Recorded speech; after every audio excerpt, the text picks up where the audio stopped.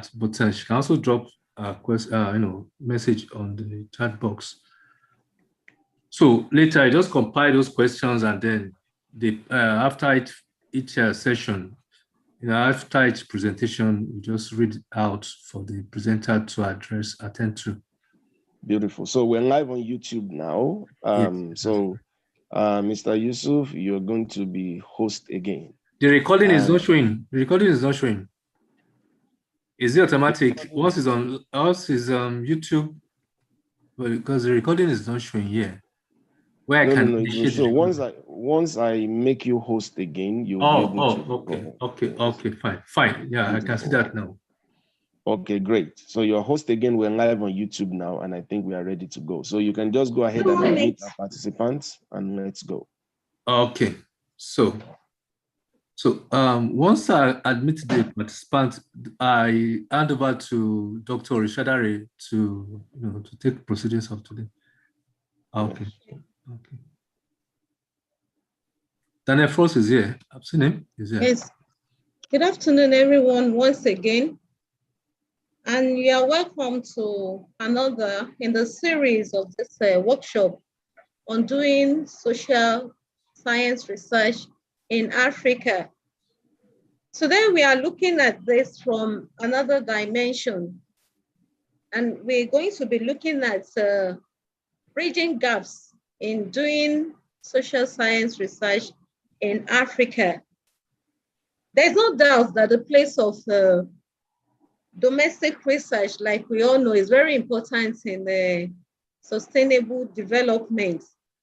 And again, it's also a fact that there's no facet of life that we don't have gender issues. And if we have gender issues, it means one way or the other from researches, it's been known that there are gender gaps. And this is from the background from which we are coming from and from which today's workshop is going to be focusing on. Today we have two erudite scholars in the house in person of Dr. Brenda Cruz and as well as Dr. Damilola Agbala-Jobi. Dr. Damilola Agbala-Jobi will be taking us through gender issues in social science research in Africa. She's going to be taking us through the patterns, the trend, and actions recommendation. Before I go on, Dr. Damilola Agbala-Jobi has many years experience as a gender expert. She's also a political scientist, and she has traveled far and wide as a scholar, as an academic, and today we are going to be listening to some of our weight of experiences on gender and gender gaps in social science research. Immediately after our presentation and the questions to be taken after our presentation, we'll be taking another presentation from the second erudite scholar, who is Dr. Glenda Cruz. She'll be looking at gender gaps in social science research leadership in Africa. And in her own perspective, she's going to be talking to us about the implication for quality and sustainability. We are going to sit back now to listen to them, but please bear in mind that as we listen to them, we should note our questions or we drop it in the chat box so that it can be collated for them to attend to after their presentation. Thank you. Yeah. Thank you very much, Dr. Shadari. Good afternoon, everyone. Good afternoon, Dr. Agbala-Jobi. Thank you very much. Let me share my screen.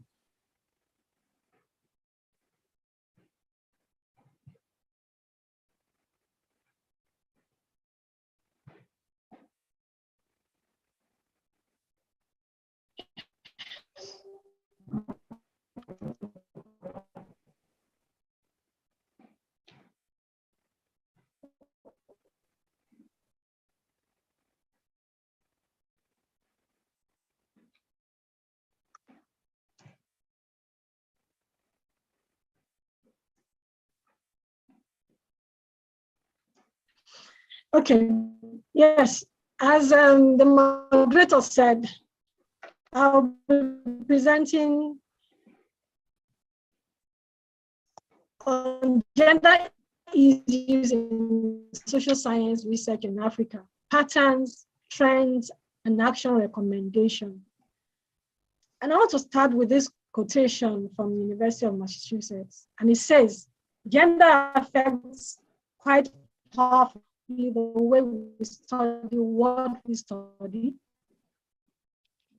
Everything from professional norms, promotion patterns, the way we are evaluated.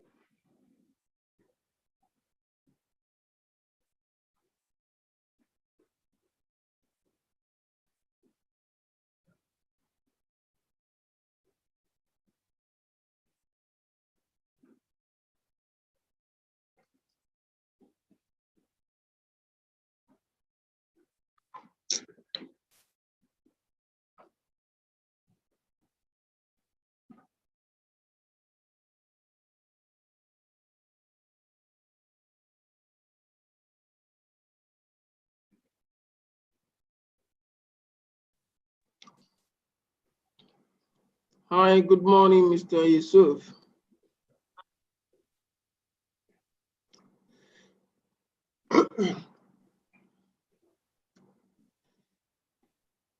Hello, good morning, Dr. Caleb.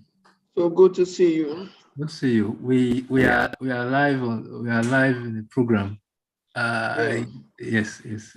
Well, you're welcome. Thank you very much. Dr. Yusuf, can I continue? I don't know what happened. Yes. I think you had technical challenges. You're on. Okay. Please. Thank you. Thank you very much. So I'll be looking at social science research, gender issues we have, the patterns, the trends observed, what informs the patterns and the challenges, how do these impact on social science research, and then action recommendations. Can I share my screen? Oh. Yes, you can. Okay. Okay.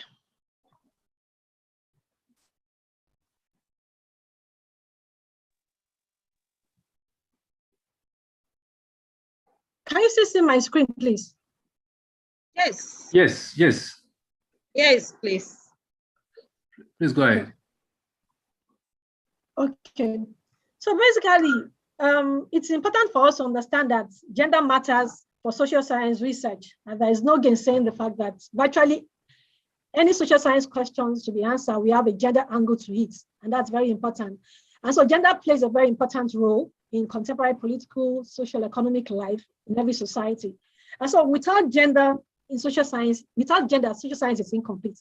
And because gender is very, very important, through gender analysis, kind of defamiliarize ourselves with the world around us in a critical and very productive way. And that takes us to the understanding of what exactly gender is. Gender is a fundamental ordering principle. And it is the main dimension along which people and things which constitute the social world are ordered. And it's very important. And so it is not constant or the same for all society, which we know. And it changes different in different society and across time. And in social science research, it actually shapes who gets what, who does what, and how men and women are supposed to think, to live, and to be. So gender is a key mechanism of stratification and division. And it kind of dividing society and separating people across divides of power, access to knowledge and information, wealth, and the ability to influence events. And so as social scientists, it matters that we make sense of gender, as it is a primary access through which we experience everyday life. And so whenever we look within social science, some notion or aspect of gender helps us to organize the division of labor, the roles, the responsibilities, that groupings and so on that happens in social science research. So a number of issues within social science research have been increasingly investigated through gender lenses. And so that perspective opens up to the possibility of interrogating the role of gender in defining the workplace dynamics, the power relations, enabling laws, public policy, and so on. And so everyday inequality, that the positioning of men and women in social science research. And of course, that's power relations. That's structure that makes one marginal and the other dominant. That's basically what we are looking at. And so in social science research, we have issue of production, dissemination, and uptake. But emphasis here is going to be on production, who occupies the dominant space. It's people, and it involves the people, the issue of publication, issue of funding and support system. But basically, we are here to debunk and contest that social positioning, making one marginal and one occupying a marginal space, which is not very good. That's why we pointed here about many genders. It's just about the power distribution in these guys. Gender issues. There are so many gender issues in social science research. And that takes us to issues of access. And there's going to be a kind of repetition in some of these things as I go on, and you realize what I'm talking about. The trends in publication by male and female in academic, gender socialization, workplace deficit, external influences, difficulty working conditions. And so when we're looking at all these issues, there are gender issues that actually affect everyday life of a social science researcher. And so issue of access is very, very key. Giving each one, male or female, man or woman, equal access to social science research in a way that they'll be able to bring in their own input. Very, very important. And what trend we see in publication in recent time is the fact that we have very low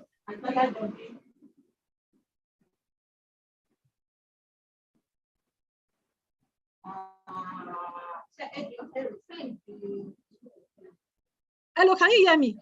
Yes, we can hear you, but I think there are some mics that are still on. Maybe I'll just try and locate that, please. Can go ahead. Okay. There are trends in publication that we see that in Africa generally, we have low level of publications by male and female academics in general. But when we look at some of these challenges, we realize that even where we have low level of publications, from the women's perspective, we still have lower publications coming from the women. And then the issue of gender socialization actually also have one of the parts of the system itself. There are some workplace deficits that impede one gender against the other. And there's some external influences and difficulty working conditions that are all gender issues. And then the organizational culture of social science in Africa is still treated in such a way that one gender seems to benefit more than the other. And this is reflected in the patterns of leadership, the belief symbols, the structures, ceremonies, powers, and information flow that are all modeled on masculine expectation and experiences. And then we see some of these issues also coming up, issues of sexual harassment and sexual violence that, whereby there are some suggestive or derogative language made by male colleagues to female colleagues. And then difficulty in enforcing existing policies on sexual harassment, which even happens in universities where we have gender centers not really performing their role as it should be. And then there are stereotypes, and some of these stereotypes makes it difficult for people to find the appropriate balance between careers and family, especially the women gender. And so, and as a result of that, also the university curriculum and knowledge production is actually heavily biased towards male preference. And that's why in recent times we see some universities trying to modify or update their curriculum. And then we have few African journals that publish feminist research, although we really don't have to just publish anything feminist research or go beyond that. But still, we see a few African journals publishing feminist research or feminist critique of mainstream thinking. An issue of funding of social science research. Of course, we have why some countries provide adequate funding, others don't. And unfortunately, most African countries, except some few, do not have adequate funding for social science research. And as a result of this, there's a lot of dependency on international donors. And as a result of it, there's a circumscribed choice of research topics and methods. And because women are actually already challenged, sometimes they find it difficult to have, they have limited funding. And some of the time, they even lack collaboration with senior research because they have limited networks. And participation of African women in social science, we realize that in some social science discipline, we have women, but in some, we still have very few women occupying positions of leadership. this is as a result of the patriarchal nature of the university culture, which makes it quite challenging for women, because some of them, most of the time, these women are still in a lower cadre. And this patriarchy is actually institutionalized the power of men over women. And this is actually through the family, the state, the economy, and the social policies. So men and women, although we also need to understand that women and men do not constitute a homogeneous social group. And so each one of them have divergent interests depending on their age, depending on their class, which all, as a social sciences, we need to take into consideration. Of course, female enrollment in tertiary institution is lowest in sub-Saharan Africa. But one of the things we realized lately is that in private university, we children to private university, but in public university, we have more men, more boys or young men coming to this place. And as a result of this, as a grow, there's a limited tradition of mentoring exists. There are some universities that are trying to put mentoring in place. But what we realize that because we have few women at the leadership position, that women actually get limited access to mentoring. And of course, the institutional culture in Africa is actually biased against women. And then because of this fact, and the fact that we have fewer women who are considered at a lower cadre, it's actually going to be difficult for women to enjoy the kind of mentoring they should have. And so the patterns that we have observed over time is one of the patterns. We have what we call androcentricity. A situation whereby we have approaching issues from a male perspective. One of the things we have observed, social science research, there's this part, and sometimes even from the female perspective also, where people try to also see the world from a female perspective. Each of these, either androcentricity or gynocentricity, none of them is actually good for social science research. And another pattern we have observed is overgeneralization. Research tends to focus on one gender. One research focuses on one gender, they use such research to support conclusion about other genders. It's actually not right, because, and gender insensitivity is one of the patterns that has actually also been observed in social science research. And when there's gender insensitivity, there's going to be a challenge of understanding what it takes for any social science research to bring out a very, a policy engine that is not skewed towards one sex. When we talk about gender insensitivity, we are talking about the failure of a researcher either to consider the variables of the gender, or the genders at all. Sometimes when you're carrying out a research, some of these things are not taken into consideration, and it affects men and women quite differently. And so that's very important, because whatever research we carry out and whatever outcome they want to see, we must put it back at our mind that it's affecting each of these genders differently. And there's also the issue of double standard, and this is very important because researchers must be careful not to distort whatever they study by evaluating men and women using different criteria or different standards, which is very wrong. For example, you carry out a research and you want to describe a couple and you say a man and a wife. They are already different standards, or you actually assume, carrying out a research, you automatically assume that the man is the head of household. This is actually some of the patterns that we have observed. And another pattern we have observed is interference. Gender often shapes the attitude of subjects, which can actually also distort a study. Sometimes when people have actually experienced, sometimes you go for a research, to go for a field work, there are some research that you find it difficult because of your gender to actually talk to the opposite sex, because the few you are crossing the boundaries. And sometimes you need to actually go with a male colleague, or if the opposite sex the other way around. These are some of the patterns we have observed over time. And then also the fact that there's this ignoring of multiplicity of gender. Of course, in Africa, for now, it's still difficult for people. People still don't think beyond male or female. But when we look at the world around us, even though we might not be able to accept it, as social scientists, we must be able to think and accept that multiplicity of gender. It doesn't mean it's our belief system, but we need to be able to work with that, because that actually also impacts on our research. And the issue of mentoring and network is very, very key. Mentoring and network goes a long way to guide and to help and to ensure the growth in academics. And when mentoring is lacking and you don't have the right network, it makes actually collaboration difficult, and it makes growth in academics very, very difficult. And so creating a life balance, career-life balance is one of the challenges especially the women face in academics. Most times their opportunities even open. Creating a career-life balance sometimes makes it difficult for them to be able to attain the position they want to attain. And then uneven development and multifaceted barriers to progress are also some of the patterns that have been observed. And so it's been observed that one gender seems to suffer different kind of barriers in their progress than the other gender. And also the trend we have seen in social science research over time, we have areas of research social science actually focus on. We have issues of health, gender-based violence, sexuality, same-sex relationship, education, work and globalization, politics, the state, non-governmental organizations, all some of the trends we have seen over time that social science research focus on.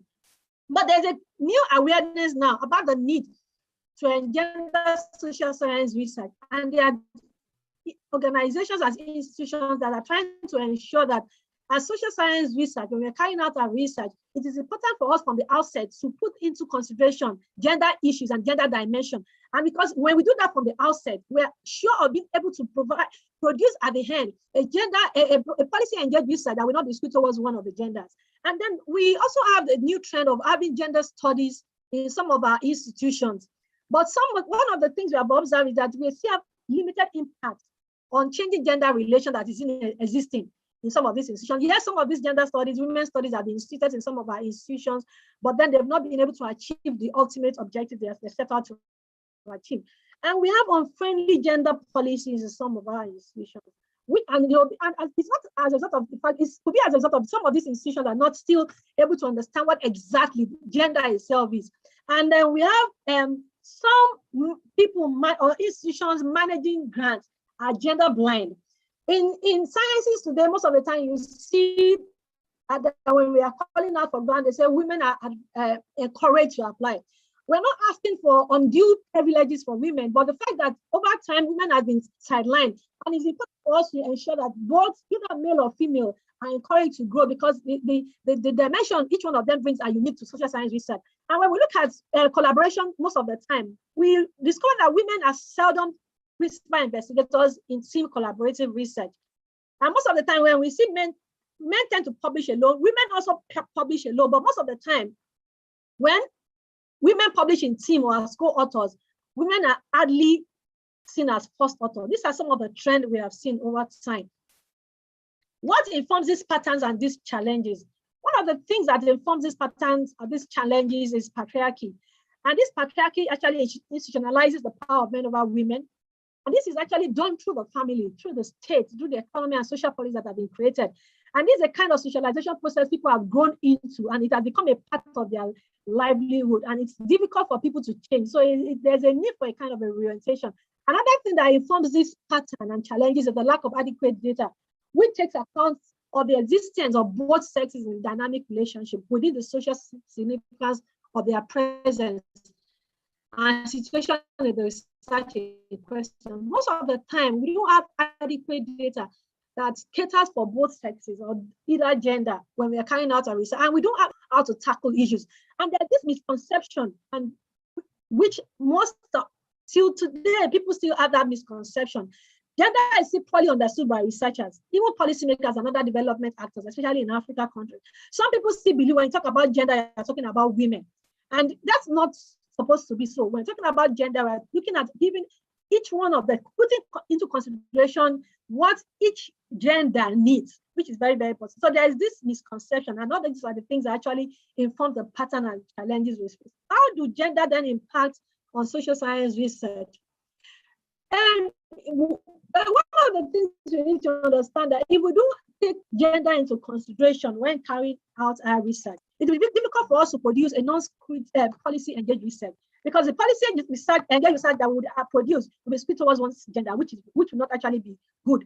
And then women seem to occupy marginal space in research leadership. Up to date, despite all advocacy and efforts made in even mentoring, women still don't occupy that space. They still tend to occupy the marginal space in research leadership, which is not very well. And this could be as a result of fewer female role models. For you to have a voice, you have to be a leader.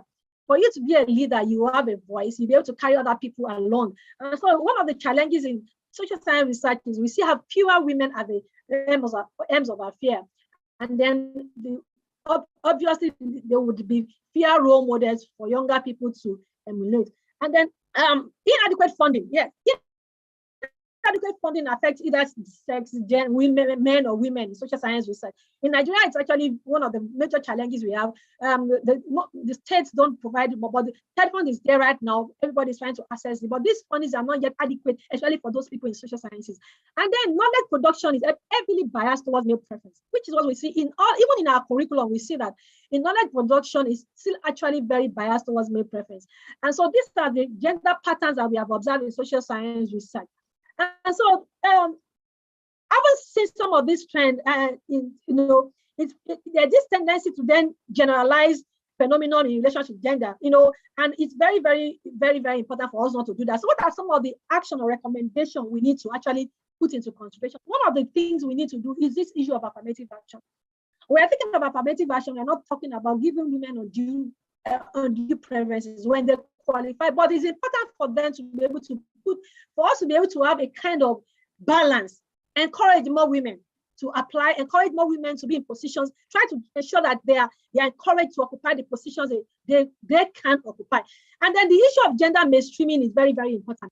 When we're talking about gender mainstreaming, we are trying to look at the fact that it's important for us to be able to put into consideration what matters for each of these sexes in either kind of policy engagement, in either any recommendations you want to do. It's very, very important to mainstream gender so that each one of them, their issues will be taken into consideration in carrying out social. It's a strategy, and it actually ensures, putting into consideration the experience of either men or women, that is very, very important to the function of any university system, because both men and women should actually benefit equally from the university experience. That's why gender mainstreaming is very, very important.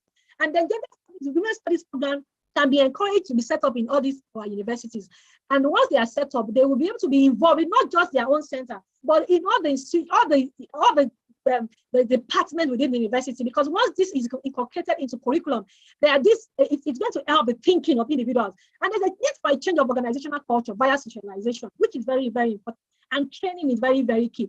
When you train, you increase the opportunity of women in research. When you train, you are building up, giving more women opportunity in research. When women have more opportunity, then they will actually be able to occupy the position. Then they'll be able to work hand in hand with men in kind of social science research that will benefit the society at large. So that's those are the action recommendations that are provided. And then also the need to be conscious of underlying assumption that are not as stable as we like to think. That's assumption that, the gender, when we're talking about gender, we're talking about men. When we're talking about gender, we're talking about women. That needs to be, that needs to stop. And that the part of social science research doesn't have to be predictable. We need to be, because most of the time when people talk about gender or a man in social science research, or when we talk about prison and victimization, for example, and violence, we quickly associate it with male. And we're talking about caring roles and duty, we quickly ascribe it to female. We know that's the kind of pattern we have seen. Or for example, we see the patterns where the media is more inclined towards mentioning women in the context of women issues, and barely accounting for them when it comes to relation to politics, when it comes to technology, advancement, and so on. These are some of the things that we need to change. Why is this so? Sometimes we don't really can explain clearly why this is so. And so there's a need to create network for both male and female academics, which is very, very important. When the networks are created, encourage women to also join in those networks so that it can enhance their progress. And also another action recommendation is the need to support sabbatical placement for women. When women are encouraged to, go for sabbatical, it actually also creates and opens larger network for them. And also need to recognize that there are many cultures and multiple identities that need to be studied and understood. Gender goes beyond, in recent times, we have realized that gender goes beyond either male or female. As social scientists, as we keep wanting to be able to collaborate with researchers across the globe, we must actually recognize this. And so it's important for us to know that the part of social science research, it's important for us to understand that, as we said, it should not be predictable. And we must be able to inculcate every aspect of social science research that will engender productive policy engagement. And so researchers must be able to pursue research in relation to either male incursion into traditional female spheres, which are not the usual inclination that we see in social science research. Thank you very much for this. Very much, Dr. Agbala Jobi. That was very insightful. The audience and the house here will allow me the opportunity to take us a few minutes back. This is presentation. This workshop is a presentation of a research project done. So we will be going through some background to this. So in view of this, we are going to be inviting some of the team to take us through the background to where this workshop came from. But notwithstanding, please, question on the presentation by Dr. Agbala Jobi should be noted. And like I said earlier, let's please drop this in the chat box. We will take it immediately after the presentation on the background to the workshop that we are doing now. So quickly, I will call on the GDN to give us the opening remark and just few minutes. I think that's just 3 minutes. And after that, Mrs. Somotayo Oluwatope will come up to give us a brief presentation on the results of the research project. So GDN, please. Hello. Good afternoon and good morning, everybody. Yeah, my name is Daniel Fuss, and I'm representing the Global Development Network, GDN, where I work as a research fellow, knowledge systems. The Global Development Network is an international organization headquartered in New Delhi, India. And as its name suggests, GDN works globally to support social science research on development issues, to inform public debate and decisions through rigorous and original analysis conducted and communicated locally by social scientists. GDN does so through its innovative and flagship program called Doing Research, which assesses systematically how the features of national research system impact the capacity to produce, diffuse, and use quality social science research to the benefit of social and economic development. We have currently implemented the DR program, the Doing Research program, in 15 countries across Asia, Sub-Saharan Africa, and Latin America. The DR assessment in Nigeria is being implemented by the National Center for Technology Management, NACETEM, and this Doing Research assessment started from 2018 to the present. There are 3 things worth mentioning about the Doing Research assessment. First, the Doing Research assessments focus on the national research system. This is because we believe that the range of opportunities and the challenges social science face, whether in terms of quality, equity, or access to resource, or influence of decision makers, are defined by what happens within national boundaries. This is in spite of the critical importance of regional or global connections. Second, we define a research system as the interplay of 3 functions: production, diffusion, and uptake. In other words, we are not much keen in publications counts, but in whether the research system has the capacity to produce rigorous knowledge, how this knowledge travels, and who access it. And third, we see that the Doing Research assessment is what NACETEM will briefly present today from their DRI report as a starting point for stimulating discussions on research policy in which independent and local research institutions have a voice. Hence, our choice is to have local principal investigators and to connect them across countries in a network where teams learn from each other and feed their comparative knowledge into their national debates. This third point connects us to today's webinar on gender issues in social science research and research leadership in Africa. For example, UNESCO data of 2017 show that only 30% of sub-Saharan African researchers in all subject areas are women, And this situation limits diverse gender perspectives in research agendas and infringes women's rights to leadership opportunities, as most leadership posts, for example, in higher education institutions, are based on high research credentials, and these are largely possessed by men.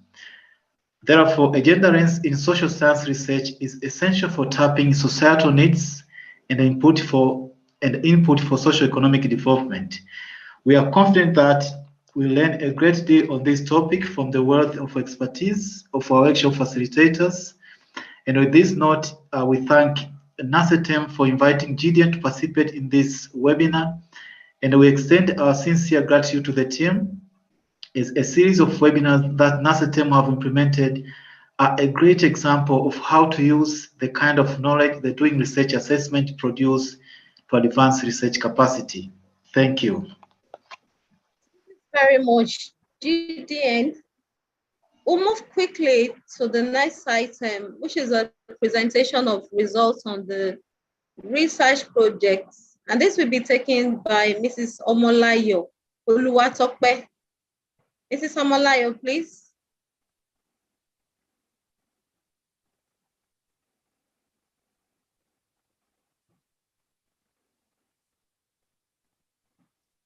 Mrs. Omolayo.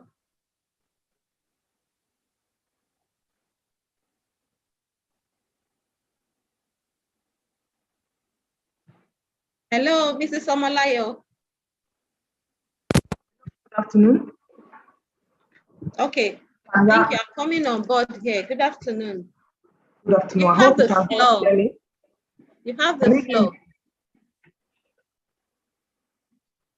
Hello, good afternoon. Can you hear me, please? Good afternoon. Yes, you have the floor, please. Okay, thank you. Let me share the screen before we go on.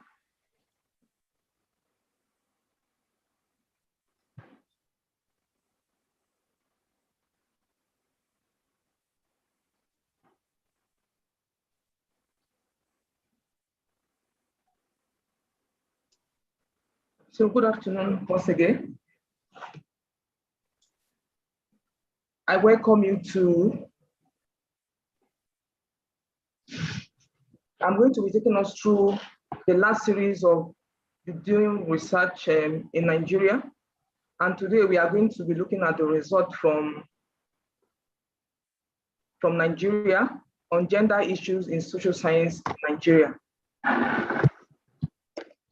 So this is the research team. As you can see, it is fairly balanced. We have 4 males and 2 females. I am Omolayo Oluwatope. Previously, we've had 3 presentations, 3 webinar series. And the first, we looked at the production of social science research in Nigeria. And at the second one, we looked at the dissemination of social science research. Last week, Wednesday, we highlighted the result on uptake for policy and practice. And today, being the last series in the webinar, we are going to be looking at cross-cutting issues on gender.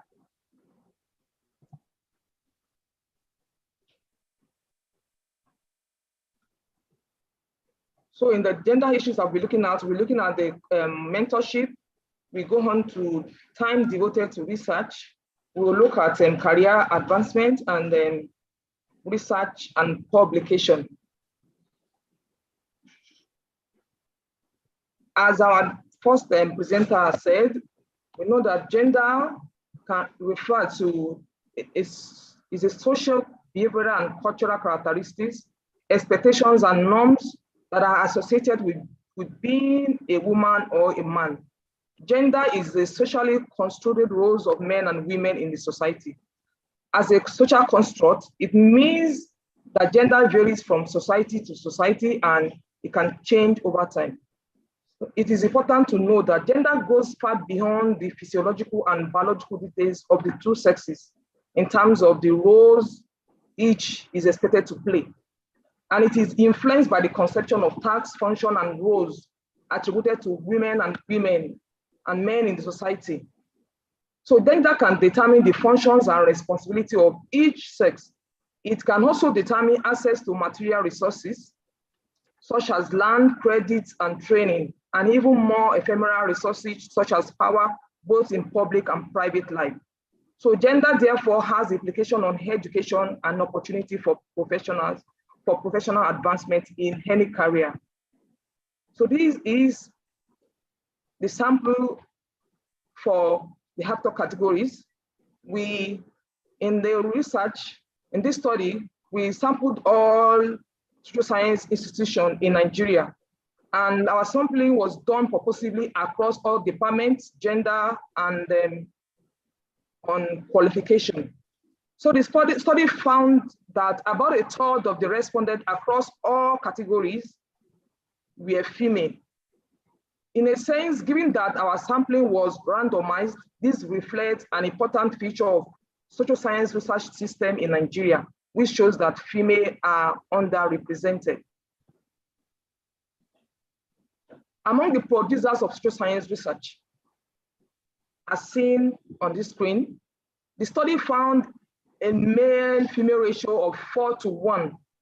This means that for every female social science research in Nigeria, there are at least 4 male social science research. This reflects a male-dominated field. This, however, is not surprising, as underrepresentation of women is felt in almost all academic and research domains in Nigeria. And the implication of this result is that the import of gender dimension might be lost in research and teaching approach, and also in the content design and analysis. According to the 2016 World Developmental Report, gender equality can have large impact on productivity, and this could be missed in countries like Nigeria, where imbalance exists in gender and gender. So we also looked at mentorship. Our first speakers said a lot of things concerning mentorship. But our mentorship, as we know, is an important tool in building a scholarly contribution, as it enhances progression and retention all along the research career, as reported in several literatures. In the study carried out by GDN in Nigeria, doing research in Nigeria, respondents were asked to indicate their satisfaction with the current mentoring system. And the result shows that female researchers were dissatisfied on current mentoring system when compared to men, and in these areas, in regular consultation with mentors, they receive less constructive feedback on manuscript and proposal, and also they have minimal guidance on career choice and path. The reason might be that the underrepresentation of women generally in Nigeria played out here, and it has implication on access to mentors. So since we have few senior female faculty members, it means we have few female mentors. And our findings were actually corroborated by research carried out in Kenya that found that male academics often hesitate to mentor or work collaboratively with women colleagues. And their reason was that they are scared that they will see them as maybe they're having affairs with these women. So they tend to go away from female researchers a bit. So they work men with the male researchers.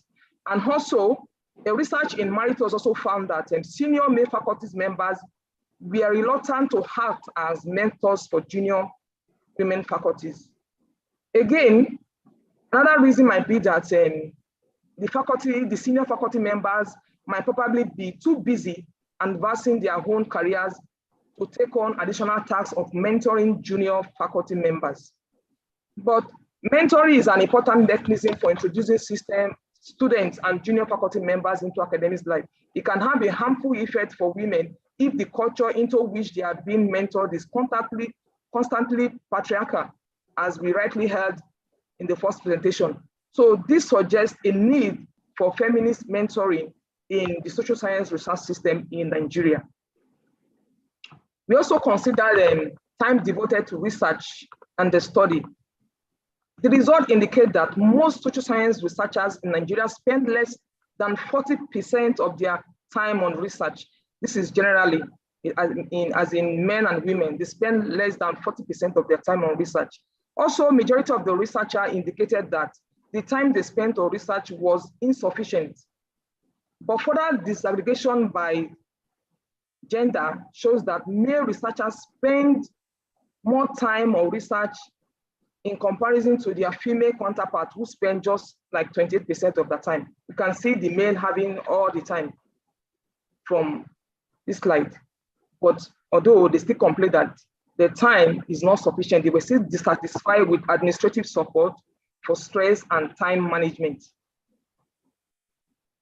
So this result, our result agrees with studies that reported that unlike men who are more poised towards research, academic women engage more in teaching and other administrative activities.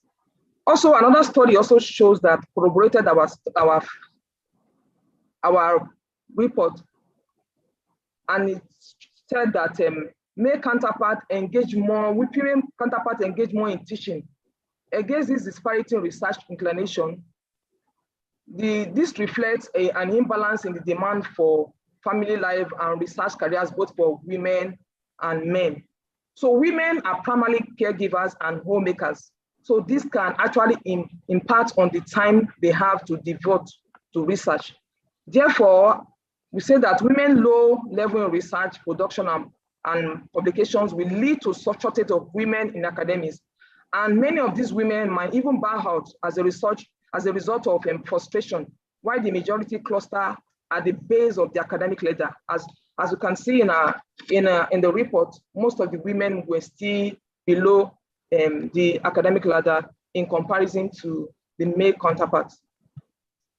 So in career advancement, again, our result shows that few women occupied hierarchical stroke managerial academic position in comparison to men.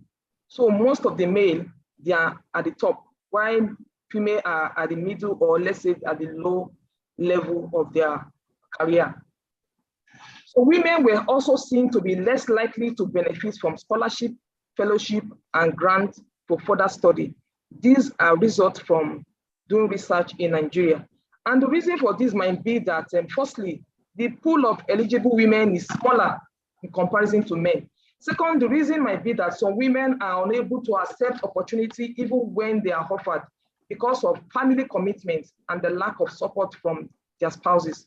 For example, women with small children are less likely to take up fellowship and study leave opportunity because of family responsibility.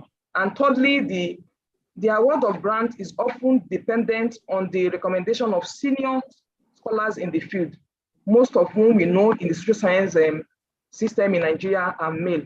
Finally, some institutions that provide grants or manage grants on behalf of funders may be gender blind, so failing to recognize that women are underrepresented and not identifying this as a problem.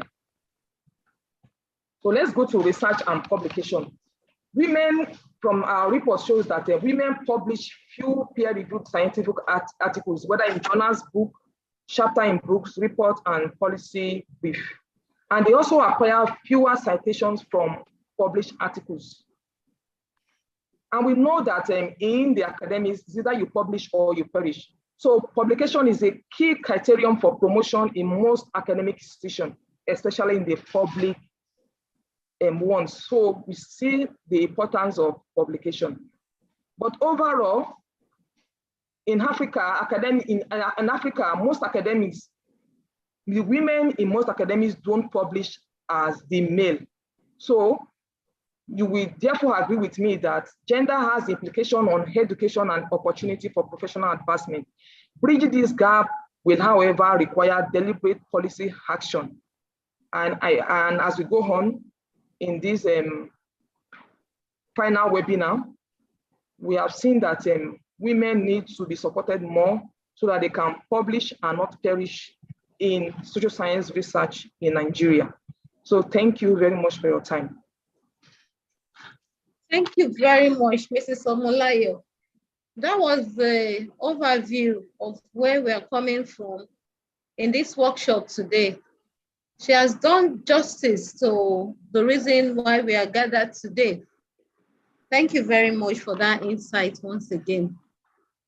Yes, we took the first presenter, Dr. Agbala Jobi, who took us through gender issues in social science research in Africa. She was able to take us through the patterns that we have presently, highlighting some of the important issues. We also saw the trends in gender issues in social science research, and she was able to bring out the gaps here. At the end of the day, she also made some recommendations. I'm still expecting the audience to give us their questions. If it cannot be typed, we can also take one directly from the audience. Maybe you can signify this by just raising up your hand in the podium there, and you'll be attended to, or you'll be called upon to make your submission. While still waiting for questions for the first presenter, I think quickly we'll take on the next presenter if we don't have questions for now.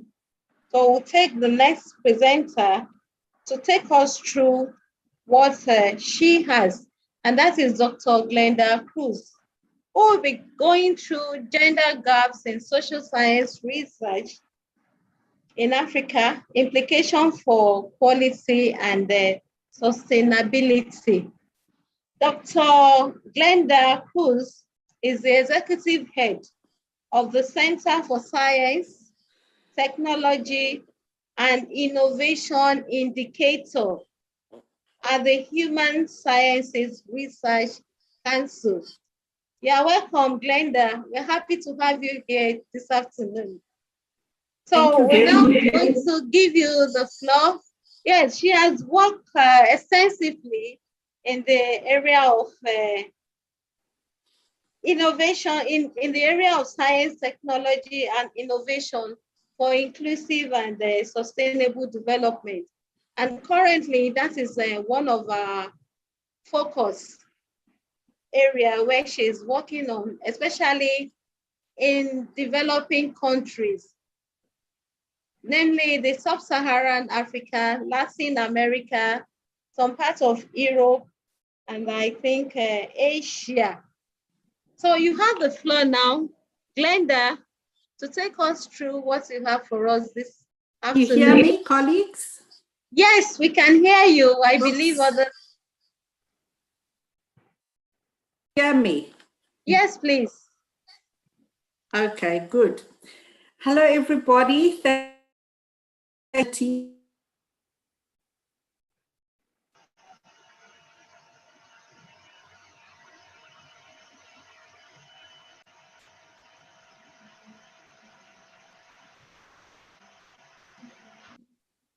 Hello, everybody. Can you hear me? Yes, please. Yes, we can. Can you see the slides? Yes, we can. Okay, good. So as you've heard, I've had the privilege of being a woman who has succeeded. Sorry, we can't see the slides. Can't see the slides now. Okay, sorry. I did lose you for a moment. Can we have a slide, please? Okay, I did lose you for a moment, so I'm going to share them again. Have you got them now? Yeah, it's booting. Yes, we can. Good. Okay. So as I said, I have been privileged to be a woman who has worked in the social sciences for many years. I used to teach in a university, but for the past 20 years, I have worked in a national public research institute that focuses on the social sciences. And our motto is social science that makes a difference. And that is the way in which I have tried to frame all of my work. And what I'm going to share and present to you today builds on the two previous presentations we've heard. Because as I hear them, they have described what is. They've described the nature of the kinds of problems in social science, gender and social science in Nigeria. And what I'm going to bring to the debate is to look at what could be based on the kinds of policies and protocols and strategies that have been experienced elsewhere. So the problem that as I heard it, when I started to think, what should I talk about today, is that there's a major gender gap in Nigeria and that there are very few women researchers, and we've heard that the ratio is 1 to 4. And so I asked myself, what does that mean for the quality and sustainability of knowledge, and particularly also for promoting and building a national system of innovation in a country like Nigeria? And we hope, what our intent is that the knowledge systems and the systems of innovation should be oriented to and promoting inclusive and sustainable development. So what I thought we could usefully share with you is to raise questions about how do we shift the current practice and how do we close these gender gaps. So we've heard about the problem and we've had some recommendations for how one does that. And I thought it would be useful to look a bit more systematically about how we close the gender gap and shift current practice. And we were quite pleased to see that bridging the gender gap and applying a gender lens is becoming a focus for social science research and for science, technology, and innovation generally in relation to sustainable development across the globe. So we're seeing it in a number of the United Nations organizations. We're seeing it in the Sustainable Development Goals. We see it in the European Union, and we see it in a number of African organizations like the African Academy of Science or the African Association of Universities, or, for example, the Southern African Development Community. And these organizations are focusing on closing the gender gap. And there's a number of strategies and protocols and initiatives that have been elaborated. And in all the kinds of reports we've read, and we've put up a sample on this slide, there's a wide range of policies and practices that could be drawn on and applied in the Nigerian case. But the question is, how do you decide where to focus effort, and which are the models and practices and experiences that can best be drawn on to address the kinds of problems experienced in Nigeria, which has so clearly been set out? So that is what I want to focus on today. And by the way, I must acknowledge my co-presenter, Pilela Majokweni. And for some reason, I think she's named as Adedayo Olefinyehun on the screen. So Pilela, you might want to change your name. So first we've heard, I'm not going to go into this one too much, but we've heard why it's important to be able to bridge the gender gap. And that is because we need to utilize the potential of all citizens, men and women, for inclusive and sustainable development. And like the previous speakers, we start with an idea that gender is socially constructed, that we need to apply a gender lens, which means acknowledging and making explicit the ways in which gender affects and is affected by issues, processes, institutions, and then using this to understand and improve policies and research outcomes for women, men, and those who see themselves identify as other. And the big focus that we are on is that gender strategies should be ensuring equality, equity, and inclusion. And this needs to be integrated into the formulation of our policies, our decision-making, planning, program, and budgeting, and importantly, monitoring of progress. And our social science research is oriented to inform those. So when we looked at all this plethora of strategies and protocols and responses, we saw that you could actually identify 3 different kinds of approaches, and we identified 3 main approaches. And each of these approaches have different implications for the quality and sustainability of our knowledge systems and our development goals.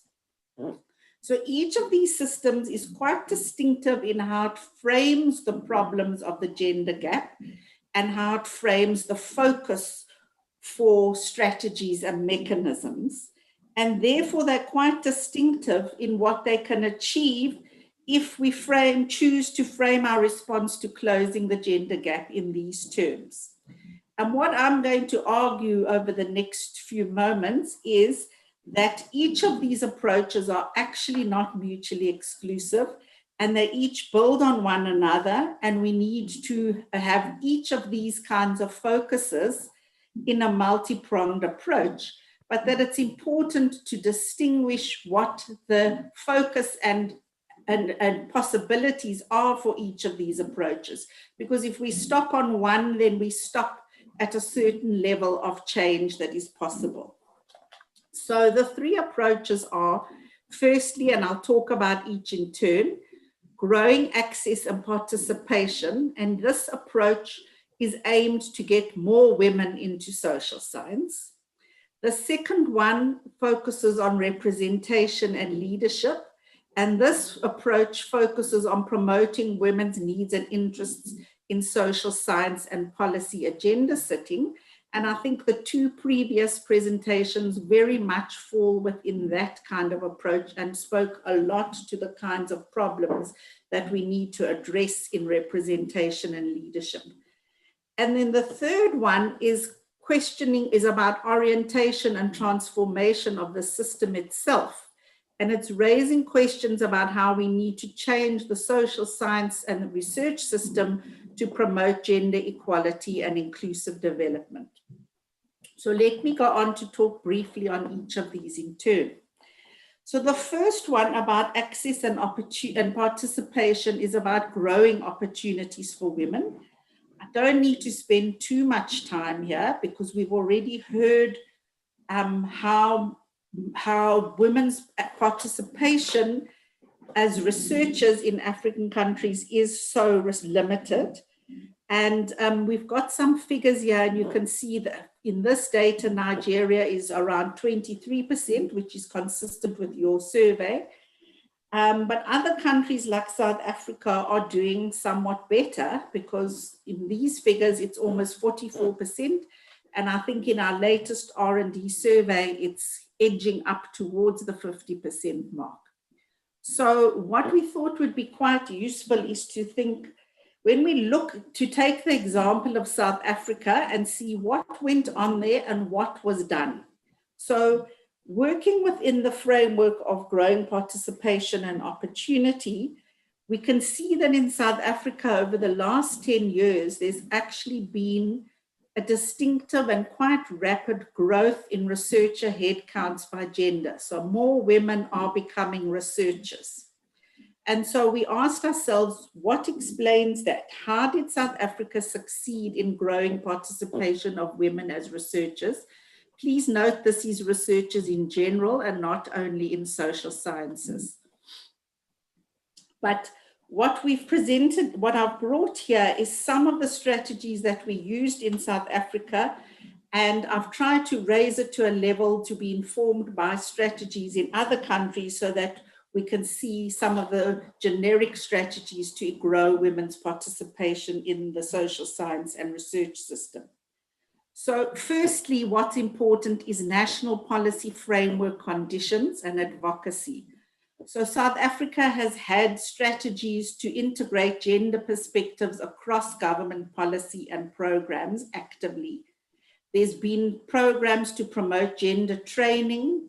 There've been gender quotas set in particular sectors, for example, for Parliament and so on.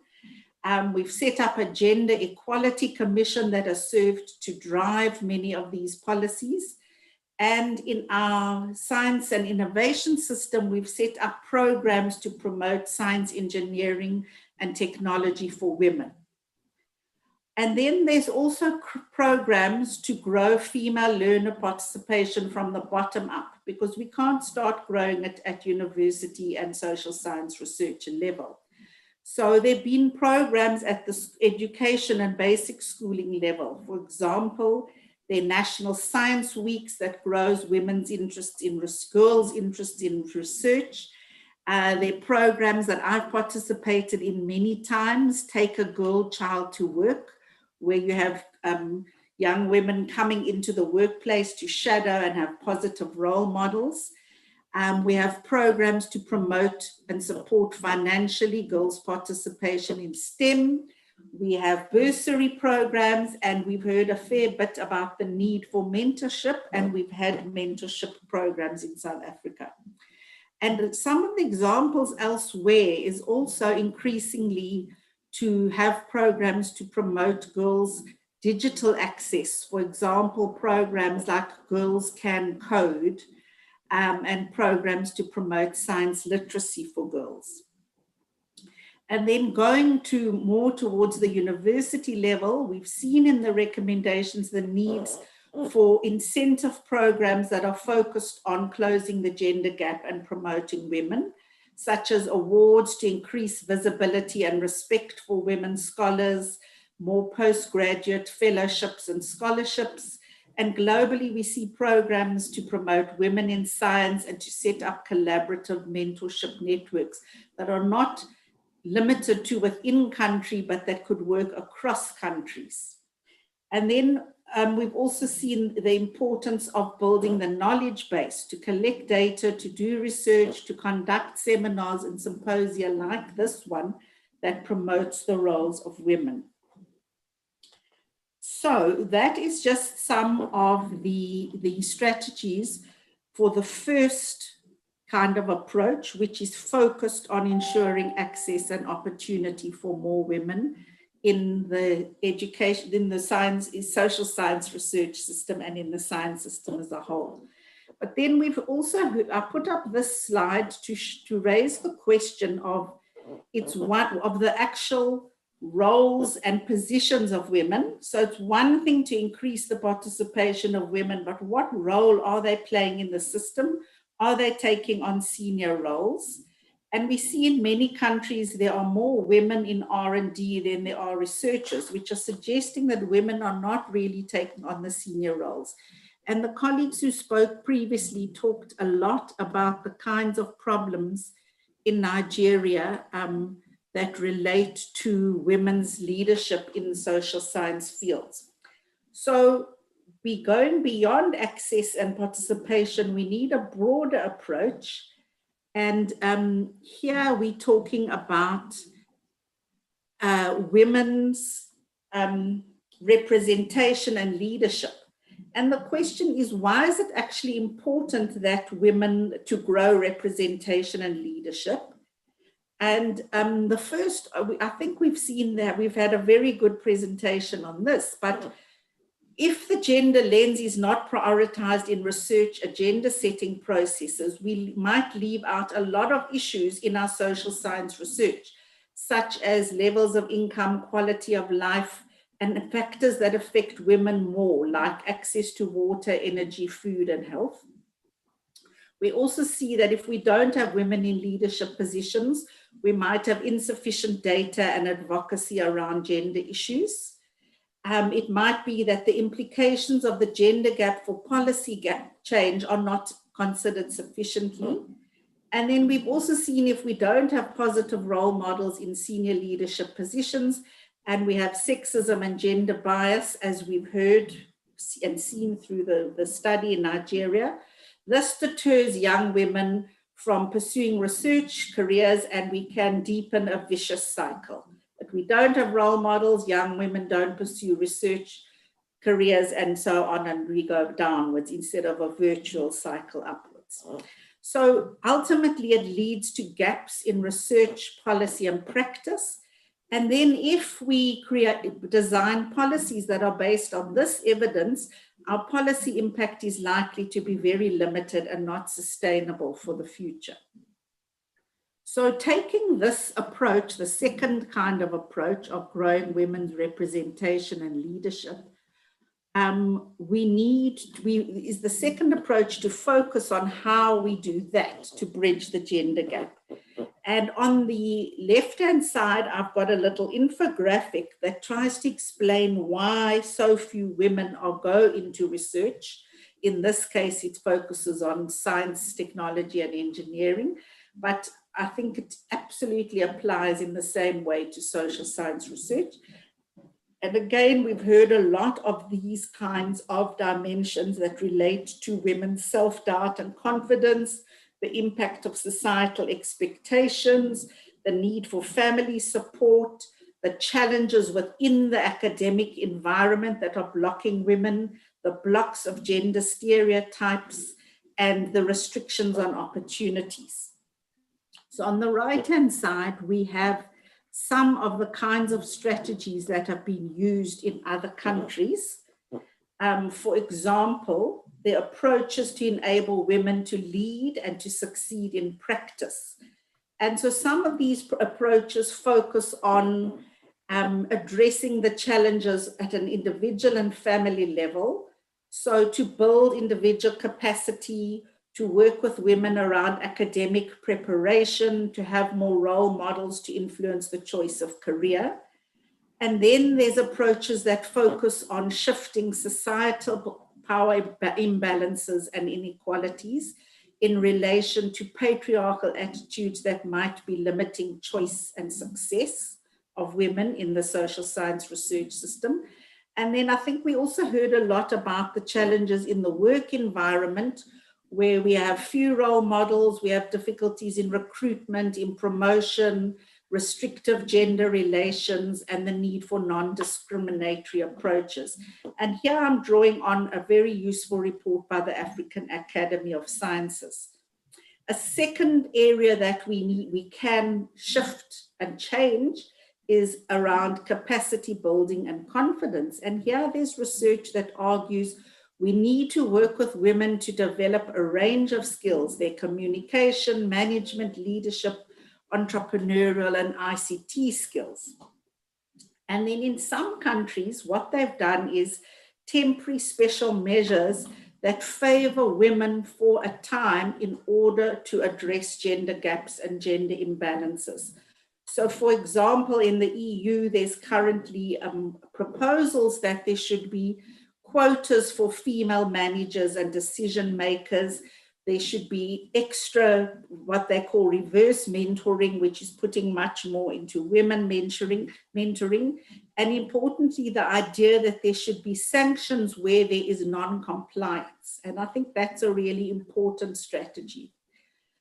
And then other research shows the importance of having temporary special measures in, for example, a university or a public research institute to promote more women in recruitment, advancement, retention strategies, and in organizational cultural mechanisms to address stereotypes. And then in this research, there's a growing recognition of the need to adopt an intersectional approach so that a woman who is being held back within a social science or a university environment is not likely not only to be held back because she's a woman, but it could be intersecting with her race, with her ethnicity, with a chosen sexual orientation, with her class background, or even a disability.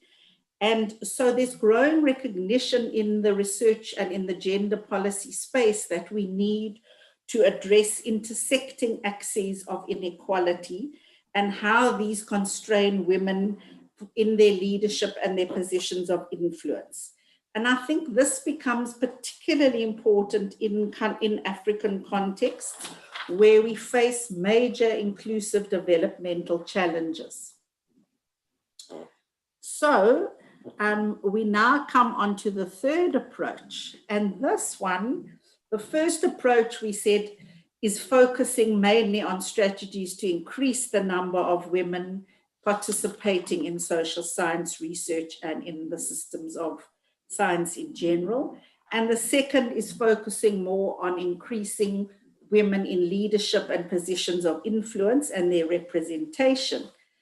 But there's a third school of thinking, and that is that to close the gender gap, we need to focus also on the orientation of the social science research system and on our science, technology, and innovation system in general. And we need to think about the transformation of knowledge systems and national systems of innovation to address the gender gap itself and to promote gender equality and inclusive development. And so in the social sciences, for example, when we're talking about changing the orientation, we could be looking at a number of issues, and I'm just going to address two of those. So the one is, and I've hinted at it before, that women in practice are active agents of change. And on the ground, women are working at grassroots level to create new solutions and put them in use and to apply technologies in economic sectors. And women are playing key roles in the well-being of their communities as food producers, as caregivers, as social educators. And gender equality is increasingly an essential determinant of sustainability and well-being. And our entire social science research system needs to be oriented to understand those conditions and those dynamics. So that is a fundamental change and a transformation in what is the focus of our social science. And another example is the role of women in entrepreneurial development and participation, particularly in informal and formal micro and small enterprises. And we see this in South Africa, that many women are the ones who are keeping their families afloat by working in informal and micro enterprises. And this needs to be a very important focus of our research. And we need to think about how we give advice, training, expertise, and knowledge to these women to access markets and obtain financial support. So this is about being more intersectional and promoting inclusive development as we're thinking about the gender gaps, that it's not only about the promotion of women who are more privileged and have higher education, but it's putting the interests of all women in the society, and particularly the women who are most marginalized and vulnerable, as key issues in the social science itself. So here it's important to think about the orientation of the social science research and innovation systems and policy as they are intended to promote gender equality, sustainability, and improved lives. And this kind of approach pushes that it's important to understand gendered forms of innovation and an inclusive approach, and particularly that we need a gendered lens for scientific leadership that informs the implementation of the Sustainable Development Goals. And there are examples here of the kinds of research that we would shape if women were in positions of decision-making and leadership in the social science research. Women don't have to promote, only women don't have to promote this. Men can be promoting these topics and orientations of the system. But this approach is calling for a rethink and change in the orientation of the system as a whole to address the gender gap in a more systemic and systematic way that can inform inclusive and sustainable development. So the last point I want to make is that, as I said, what I'm arguing for is that we need multi-pronged strategies that build on all three of these foci. So we need to grow participation and access strategies. We need strategies that can grow leadership and representation to be able to shape agendas. And we need to reorient our social science agendas themselves using a gender lens. And I've shared a number of mechanisms, policy strategies and mechanisms. And the question is, well, yes, those are all very wonderful and ideal.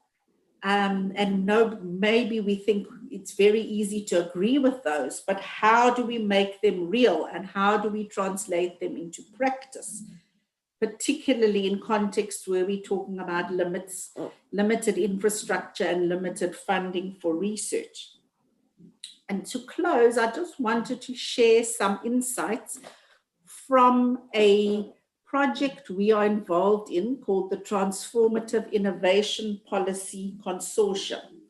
And what this project is doing is calling for regime change. So the current gender relations within a social science research system in Nigeria can be seen to be governed by a particular regime. And we've seen it described in the patterns and trends about who gets to publish, whose voice is heard, etc., etc. And what the TRPC is doing is to say, let's shift our focus to also look at how we can dissolve and change those regimes and how we can bring about transformation. So how can we use the kinds of strategies that I've given examples of to disrupt current practices and to start putting in place new models, new practices. And one of the ways it's being done is through small new experiments and trying out new ways and new models akin to some of the examples I've given. And then those need to be replicated in multiple ways in different universities, for example. They need to be upscaled to a larger scale and not be a small little experiment in one university department, for example. There needs to be more circulation of these ideas more widely. And then one can move towards institutionalizing new models and new practices and new ideas. And progressively we would move, if you look at the top of the diagram, progressively you would be moving to dissolving the current way of doing things and the current regime, and through these new practices, building up and supporting and strengthening an emerging regime that helps us to close the gender gap. And the idea is that the new regime would be less gender biased and would be closing the gap. And in between, we are putting into place a whole lot of multi-layered, multi-organizational processes. So this final slide is urging us, if we want to close the gap, that we can use all the kinds of strategies that I've talked about in a focused way, but we need to pay attention to the processes that are required to bring about change themselves. So that we can support a new regime that has a more closed gender gap and a less strong gender bias. Thank you, everybody, for the opportunity. Thank you very much, Glenda. That was a beautiful presentation and very insightful and very educative too. Thank you. Yes, we got questions while your presentations were going on. I think quickly we can take the questions before other remarks and the contribution follows. And the two questions were directed to you. I think the first one says, what is the place of culture and religion in any attempt towards improving women's participation in social science research? That's the first one. The second one says, how do we guard against promoting women to leadership positions just to fill the quotas? Why discriminations and barriers remain in place?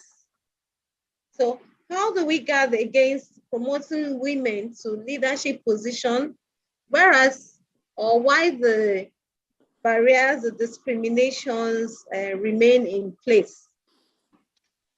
And there is a third question I would like to ask, maybe after taking this, so that Dr. Agbala Jobi can also attend to this. So you can take that, Glenda. The next question will be for Dr. Agbala Jobi. Okay, I'll start with the second one, and about how do you guard against promoting women to leadership to fill quotas, but discrimination and barriers remain in place. And I think that's precisely one of the points I'm making, that if we only see closing the gender gap in terms of promoting women to leadership positions, it's too limited, and we're not really going to be shifting positions of power or relations of power. We're not going to be able to be doing the kind of regime change I was talking about. And to make it meaningful and to really contribute to sustainability and inclusive development, we need to be changing the very orientations of our social science research system itself, and the kinds of issues that we're focusing on, and how those address gender imbalances themselves. So if we only focus on representation, then we're going to have a limited outcome. And that's why I think all three of those models, you can't do only one of them, but you can't leave one of them out, because they're all different parts of the problem. So that's my answer to the second question. My answer to the first question, I want to deflect it back to Dr. Agbala Jobi, because I think that is more her field. She's gone more in depth on that micro level. So Dr. Agbala Jobi, if you're in the house, over to you. I'll repeat the second question again. Dr. Agbala Jobi there? Yes, I am. Okay, the question again says, how do we guard against promoting women to leadership position just to fill the quota, but the discriminations and barriers remain in place? Yeah, thank you. I think basically it's just putting the round peg in a round hole. When we look at what has happened during COVID-19 and look at nations of the world that did very well in averting the impact of COVID-19, one of the things we discovered that the 4 Scandinavian countries that are governed by women did very well. Even one of the countries that was governed by the world's youngest leader, that 4-year-old, Stena Marin, did very well. And she's a woman. One of the challenges we see, the person actually said, promoting women's leadership positions just to fill quotas. Most of the time when we try to put women in position, we just put them there, not because they are qualified, not because they have what it takes, just because, and so once we do that, then we will not be able to, discriminations and barriers will continue. But when we have the right person in the right position, the right person who has a skill, the person will try to make sure that that circle of stereotype begins to break. And one of the ways we can do that is actually through reorientation and socialization process that starts from the home. The home, the families, that's a long way to go with the way we think, with the way our mindsets are built. And so that women are not just put in a position. We don't say, just put the woman there. Oh, because I just want a woman. No, we don't just want women to be there. We want women who have voices. We want a woman who's going to make impact in research, in production, in uptake, in everything. So that's why it's important. So as long as we keep putting, just put a woman there, discrimination and barriers continue.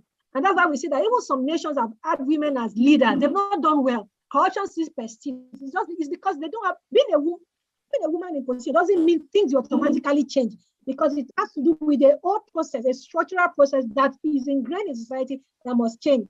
That's my opinion. And then she was talking about the first question on religion and what's the place of culture and religion. One of the things I've discovered in African nation is that people kind of believe so much in their religious leaders. And one of the ways these gender stereotypes, even in social science research, can change, our religious leaders have a lot of role to play. There's a need for us to involve our religious leaders in the need for a change of a mindset. Once this, because people tend to, because our states, our leaders have failed, not because there's lack of trust in our governance system and our leadership. Government seems not to be able to, people tend not to believe or trust whatever government says. But our religious leaders seem to have a lot of hold on citizens, on the people. And so whatever they say, people tend to, tilt towards the direction of what our religious leaders says. So our religious leaders have a role to play in changing the mindset, in the understanding of the role half of the population the impact they can make in the development. And of course, because women are caregivers, women are the ones closest, or they're the ones that nurture and bring forth in most society. Either we accept it or we don't accept it, is the reality. Women bring up children, they train. Most of the time in primary schools and secondary school, women are the teachers.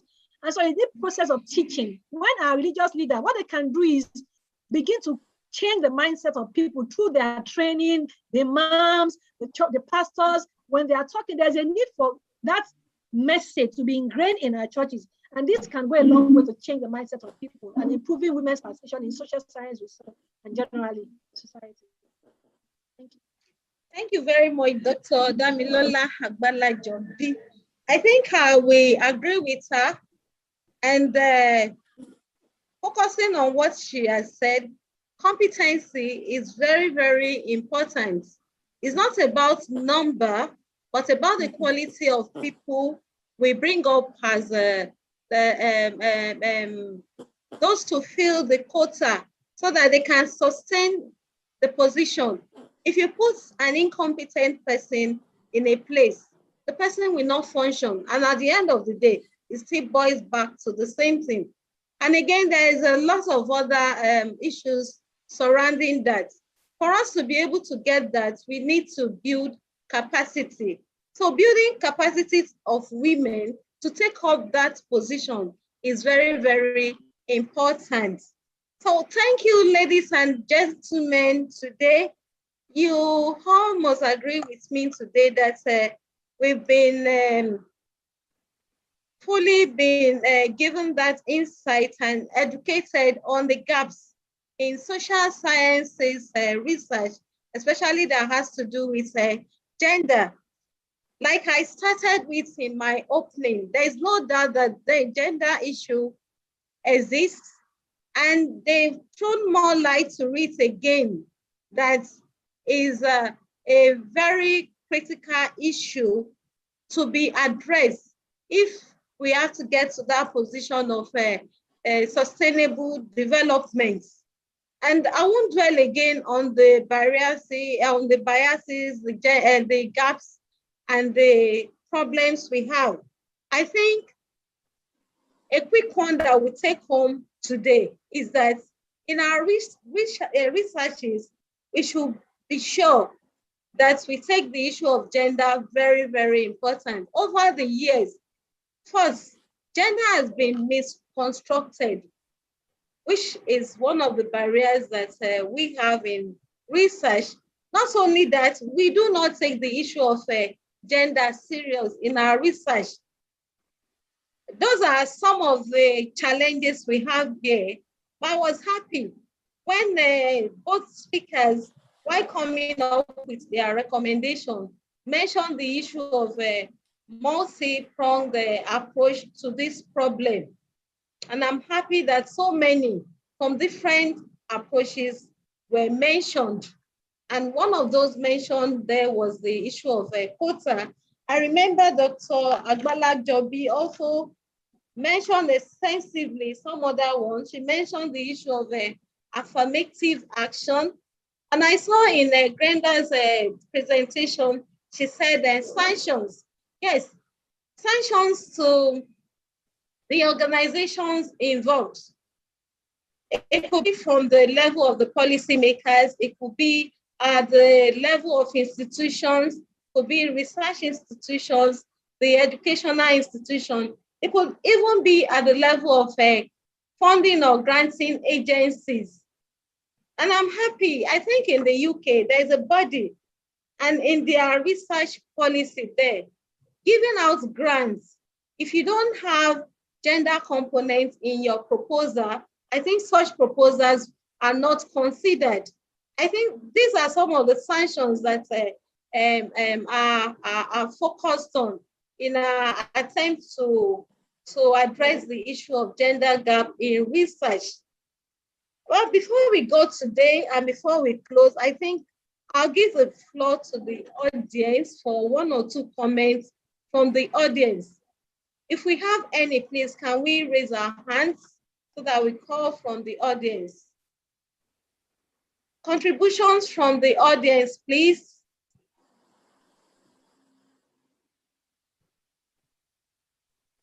Our staff at the Center for Gender have been doing researches. Can we have contribution? Okay. Dr. Richard Dare. Yes, please. Okay, there's a message for you. The chat box. Do you have contributions for us? We want the audience to contribute. We need one or two people to also make comments. Comment from the audience, please.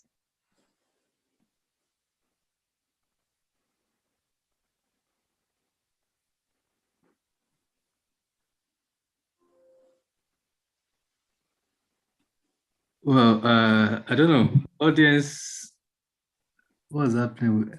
So, okay, I think we have one audience. We have one participant there.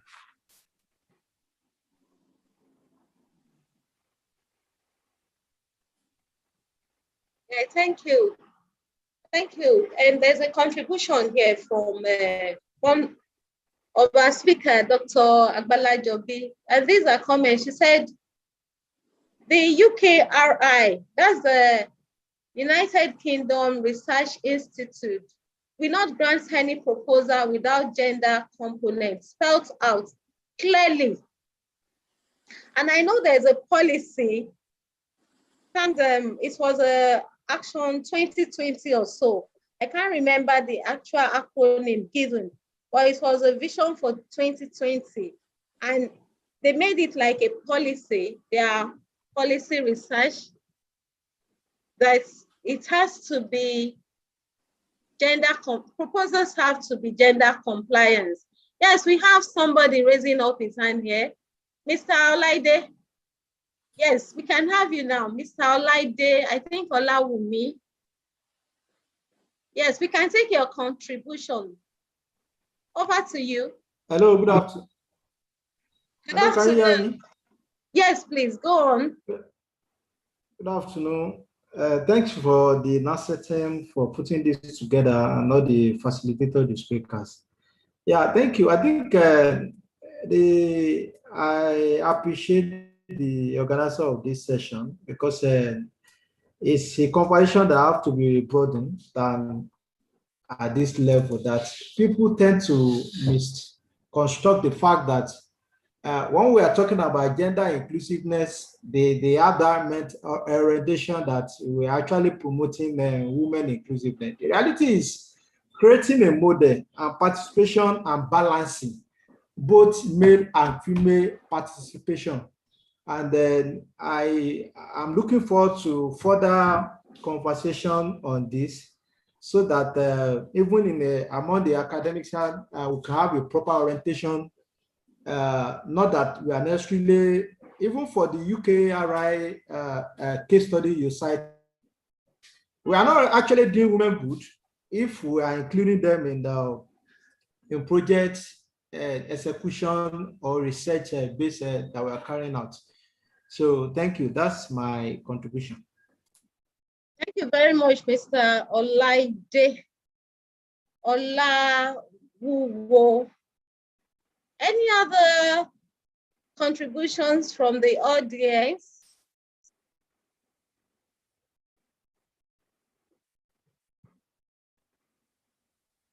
Without much ado, I think today's workshop is like also a challenge, not only for the Center for Gender on the issue of gender in research.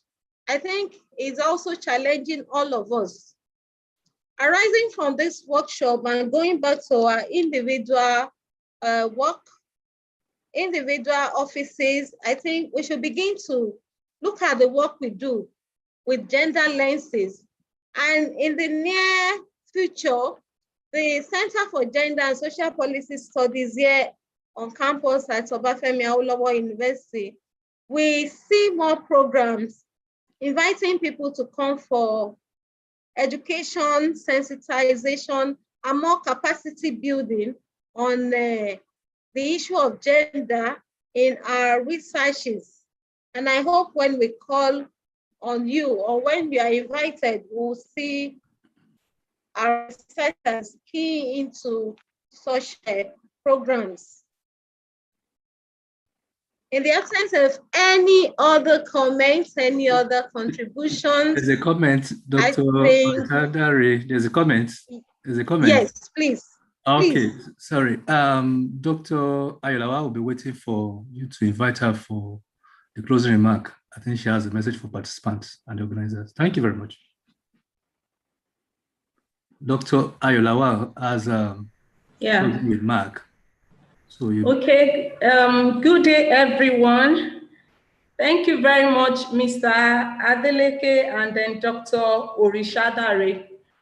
On behalf of the Principal Investigator, Dr. Abiodun Egbetokun, and the entire team that worked on the doing research assessments in Nigeria, we like to first appreciate Global Development Network. More importantly, Dr. Daniel Fusi. We want to appreciate your support and for standing by us for these past 4 weeks that we have organized this workshop. We would also like to appreciate the National Center for Technology Management under the leadership of our amiable DG, Engineer Professor Okechukwu Ukoma, where the doing research assessment research team for Nigeria is domiciled. We want to appreciate our presenters. For those of us who have attended this meeting, this 4 series, you will agree with me that it has not only been enlightening, but quite informative. We have had scholars, professors who have given us information and talk on research communication, research production, uptake of research, presentation of research for policymakers. And of course, today we have had a very rich talk on the gender perspective in social science research. We'd like to appreciate all of you. And we thank our moderator, Dr. Orishadare, for today and others who have participated. More importantly, I also want to appreciate our participants. Thank you so very much. We want to specially acknowledge those of us who attended the 4 webinars. We appreciate you. We will be getting in touch with you through the email addresses you registered with. All the presentations, PowerPoints, and other materials used for these meetings will be communicated, will be get across to you properly through the email, your email addresses, presentation materials. Again, we will also send onto you link to the YouTube videos and the full report. Don't forget the full report of the doing research assessments in Nigeria, and both the international and the local reports are also available online. We can make do of these reports to get a better feel of what our report really says about different aspects of the reports we have considered during this workshop. And then again, let me also mention that for those who have attended the 4 series, like we mentioned at the start of the meeting, that certificates will be awarded you. So please, we'll get in touch again with you through your email addresses, and then you will have access to your e-certificate, electronic certificate. Thank you very much, everyone, for your participation, your contribution. It has been quite enlightening. By this, we like to declare the meeting closed. Before you go, Dr. Ayolawa. Okay, ma'am. I want to say something, please. Thank you for thanking everybody. Please, I'm just saying that people are just waking up with their questions. Oh. I think they can continue the interaction after this webinar. Okay. The team on this project is available to attend to your questions. And if is also bothered on gender, I think the Center for Gender and Social Policy Studies can also attend or answer some of these questions. Okay, okay. Except if we have more time. I think our time is up and we have to go now. Maybe we Dr. can just take one Ayalawan. or two more questions. Mr. Yusuf, I hope you agree with me on this. Or do we take Yes, questions? yes, ma. I think yes. I think Can we take questions. questions? Yes, ma. Or what I said is okay. No, you can take some questions, ma. Since it's the last Okay, day. I have one here, Okay. and he's saying, I think from there's a Mr. Tade Oludayo, and this is his question. He said, gender mainstreaming committees in university. Okay, are gender mainstreaming committees in universities sensitive to gender balancing in their treatment of issues and not seeing gender issues as only female matters? That's a question. Whether committees in university are aware of gender issues in their deliberations. I must tell you that presently for OAU, there is a gender policy document. And by the virtue of that, and the policy document is owned by the university. And by virtue of that, it means the university at every point in time is sensitive to what it does in maybe constituting committee itself. I'm aware that when committees are constituted, most times they are sensitive to the fact that we have to have a balanced members of a committee, of members in the committee. And whether their judgments or their treatment of issues are fair or not, well, we may need to begin to assess maybe cases or issues that they've been attended to see whether, and again, I would say that one is subjective. So we may have to begin to do a kind of critical assessment to see whether they are being fair or not, whether they are gender sensitive to issues brought before them or not. We don't have any member here. Maybe we would have gotten some insight, but that is calling for new research areas. These are areas that can also be looked into in our research. These are new research topics that can be taken up if we so wish. Let's see if we have any more questions down here. Can I just make a point? Yes, please. If I may. I just want to, because quite a few of the comments are emphasizing that gender issues are not only female issues. And I think that's absolutely vital, that when we're talking of putting on a gender lens, we are talking about the interests of men and women. However, what we have in society is a regime where we have a very strong gender gap, and women are in disadvantaged positions and in positions of less power.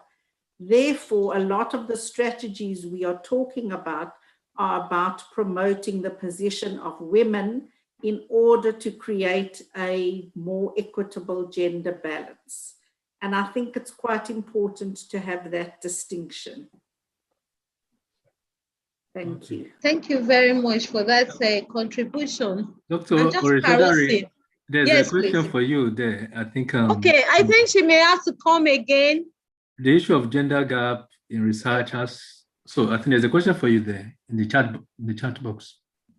On the platform here. Yes, yes.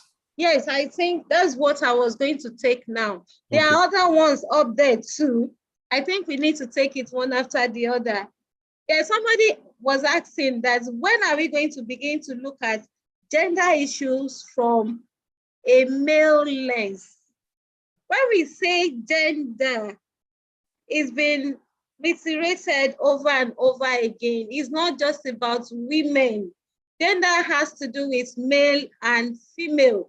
And the reason why most times we pay more attention on female is that over the years, researchers, people have done work, there are studies to show that there are biases and that situation on ground, situation analysis shows that there are issues that most times are skewed against the women. So that is one of the reasons why most times it seems it's just about women. There are gender issues and there are gender gaps. And most times the gaps is skewed against the women. And when we begin to talk about closing the gap, it's about how to better the life of women to meet up with what data we have on ground concerning different areas of life. For instance, education. There are gender gaps, and most times you see that it's the women who are at a disadvantage compared to the men. When we talk of employment, the same thing. So when we talk of bridging the gap, we begin to talk about how do we look at the women to better their life in order to meet up in terms of what the men are having right now. So gender is not just about women, but male and female. If it happens tomorrow that the situation analysis depicts that the men are at a disadvantage, then we'll begin to look at gender in terms of bridging the gaps that will better men's life in comparison to women's life. So we should take it like a take home, the fact that gender issues or anything that has to do with gender is not static, it's dynamic, so it changes. Today is about the women, tomorrow it can be the men. Please, we are available for further discourse on this. The second one, somebody is asking as Oliver tweets that they want more on this workshop. So over to you, NASA, the team from NASA 10. People want you to organize more of this so that the discussions can be taken further. And the last one I see here, it said the issue of gender gap in research has foundation problem of girl-child education. So what is the center doing to improve girl-child education? What is the center doing? The center is just a small part of what the girl child is. Starting from home, I would have loved it if the person had said, what are families, what are parents doing to better the girl child education? I think is a kind of is a big issue when it comes to girl child education. You talk of the orientation from the beginning, from the home. When you get to school, at the primary school level, at the secondary school level, at the university level, there are different issues to be addressed. And not just the center. The center in its own capacity, enough power that we have here. I think we have from time to time, there are capacity building for the girl child, that is the female students, for the staff here on campus. We also have a series of scholarships, which is being funded by individuals and organizations. Presently, we have about 6 of them that is being funded by individuals and organizations. So it's just a little we can do, but beginning from the home, a lot can be done from the beginning with the parents, with the family, with the government. We have also other stakeholders in the community and in the society at large. We have international organizations also doing their best. So it's a multi-pronged approach, just like our presenters have identified. The issue of gender gaps, or when it comes to the talk on gender, is not a one-way thing. We have to look at it, it has to be addressed holistically from every side. So when we approach the issue from all sides, I think we can add positively here in terms of improving gender issues like we have it today. Thank you. So do we have any other question? Let's see. Okay, somebody made a comment. He said, Monica, thank you. Mohammed, I didn't get the other name, but Mohammed 1-5 or something. He said, thank you for your response. But my fear is that if such debate continues this way, which way, I may not know which way, it might eventually go either way. What I think is to find a way to make the debate seem balanced. Please, I think there needs to be more elaboration on this. It's not very clear. How many female researchers analyze from gender lens? Your position in the society influence your attitude and perception to social issues and the social thoughts you share. This also is not very clear. I think Oludayo Tade, he posted there, he said, how many female researchers analyze from gender issues and gender lens? Your position in the society influence your attitude and perception to social issues and the, excuse me on this, social issues and the social thoughts you share. I don't know who that is directed to, but that too is like vague.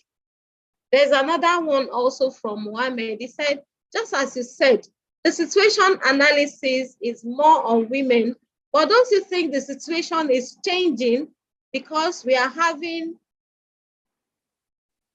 excuse me, he said because we are having increased cases of male victimization,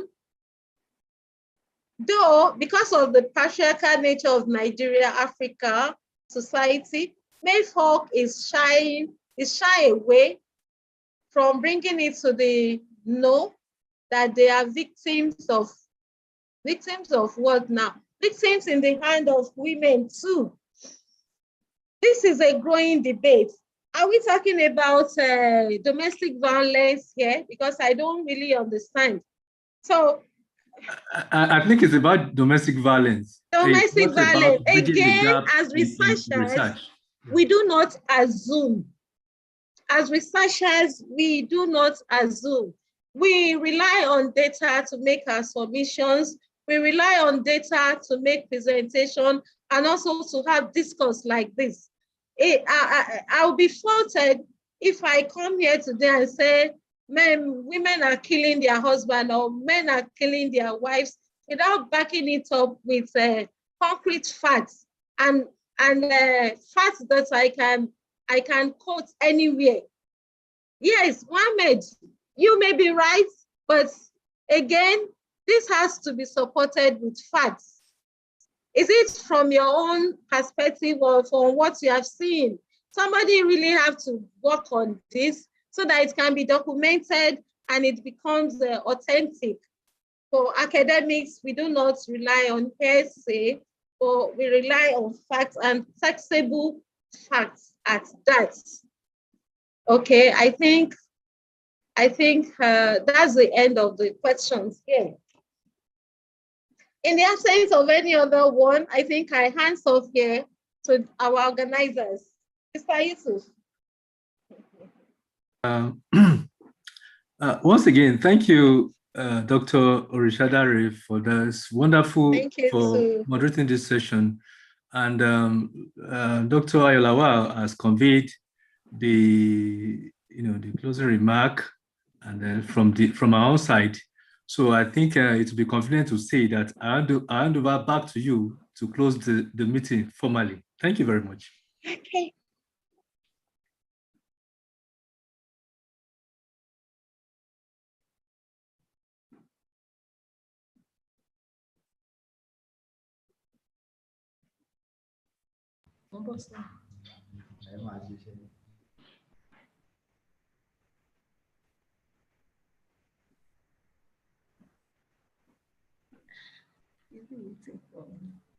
Dr. Rashidare, I've handed over back to you to close the meeting formally.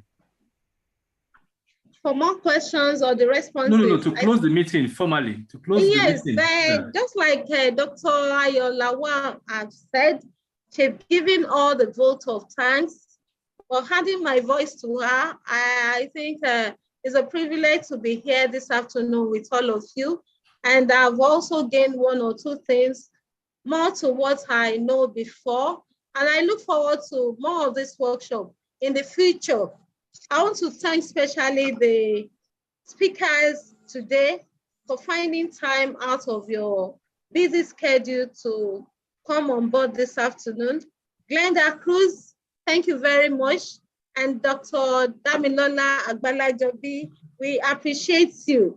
The organizers of this workshop, the team at the NASA team, I say kudos to you and more grace to your elbow. Distinguished ladies and gentlemen, the audience, we appreciate all of you. Thank you very much.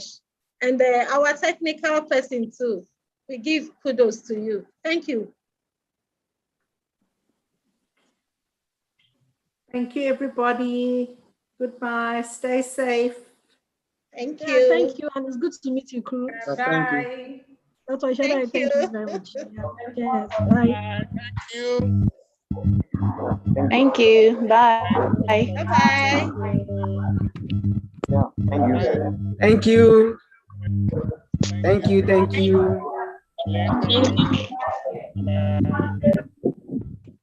Bye. Thank you, everyone. Well done for the good job.